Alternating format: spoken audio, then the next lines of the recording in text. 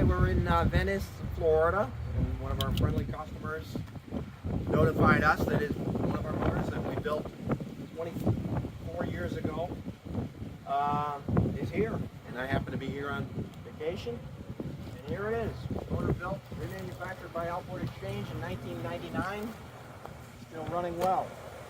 Had a few things done to it, but not much, just general maintenance.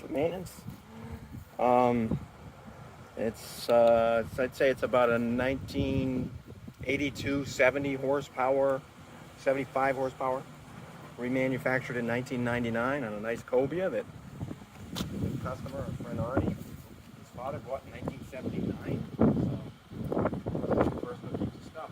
There's Arnie. Running well. Happy to see it. Happy it's still running. Warranty is over.